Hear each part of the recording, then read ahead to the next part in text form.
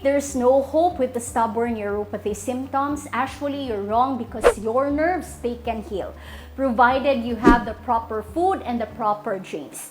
I have seen a lot of patients who have spent a lot of money but have not experienced any improvement or only little improvement in their symptoms because of wrong food choices.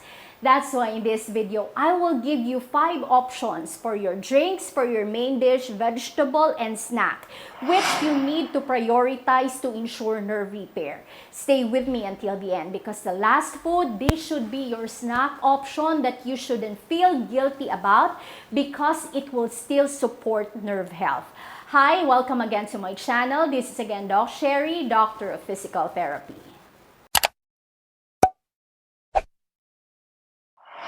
We have talked about our last video here about the #1 go-to vitamin when we talk about nerve repair and nerve healing, including the natural food sources. The 5 foods and drinks that you will learn in this video, please prioritize if you can do so because this will greatly affect and this will improve your symptoms if you do this consistently. Turmeric. This is a nerve calming drink. Do you know that a certain study was done to evaluate the effects of certain supplements for as much as neuropathic pain is concerned? And the study found that curcumin, which is an active ingredient found in turmeric, was effective in lowering neuropathic pain. Turmeric tea can give you benefits like speeding up your healing process. It can improve myelination or the covering of your nerves, which is very much needed for proper nerve impulse transmission. And mind you, there should be remyelination of nerves for nerve healing to take place. And turmeric can decrease symptoms of allodynia. When we talk about allodynia, this is a medical term which is referred where patients are hypersensitive to touch. Something can be very painful for you even if the touch was just really mild. Like for example, a blanket touching your skin, this can be hypersensitive and hyper painful for you. Incorporate turmeric in your diet. Have it in your dish, or you can simply boil turmeric in water and you place honey. This is a natural way to help ensure nerve repair instead of you reaching out for soft drinks which can worsen neuropathy symptoms. Lemon water. Do you know that dehydration can actually worsen neuropathy symptoms and even cause muscle cramps? If you have lemon water at home, it can increase your fluid intake. This can also help with electrolyte balance and also will help with blood circulation, which is very important, especially if you feel the symptoms of neuropathy in your feet. Because mind you, blood circulation is usually impaired, especially for those who have elevated blood sugar, and in areas of the body which are distal to the heart. Lemon water is also beneficial if you want to regulate your blood sugar because lemons have compounds that can help prevent blood sugar spikes and it increases insulin sensitivity in the body. Bonus point, lemon water can also help improve your immune system. Very important if you have been diagnosed with diabetes because this group are considered to be immunocompromised. Although lemon water is not a standalone treatment for neuropathy, this is a very safe and effective way that you can incorporate in your lifestyle and your daily diet to ensure nerve repair and nerve recovery. Vegetable. If you have one in your place, please prioritize Moringa. This is an anti-inflammatory leaf. Look at this study here. This study actually found that Moringa is effective in decreasing neuropathy symptoms caused by nerve injury.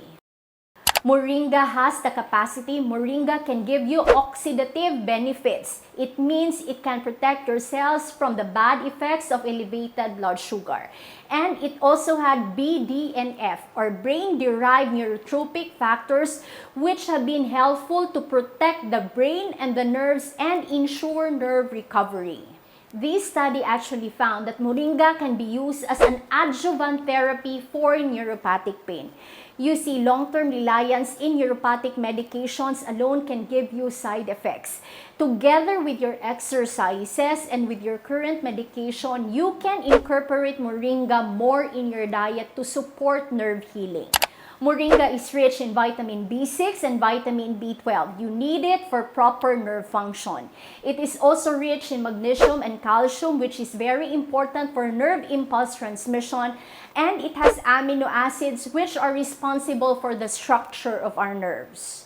How do you incorporate it in your daily diet? You can add it in your main dish, or you can have a Moringa smoothie.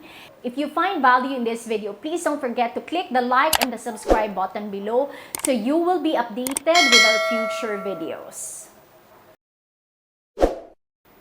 Omega-3 rich foods. Do you know that your nerves, they are made from fats, but not just ordinary fat. They are made from omega-3 fats. That's why increasing omega-3 in your diet is very helpful. Apart from the main dish that you can have, which are rich in B vitamins, like your eggs, your chicken liver, and seafood, please prioritize in your main dish fish which are rich in omega-3, like your salmon and your tuna.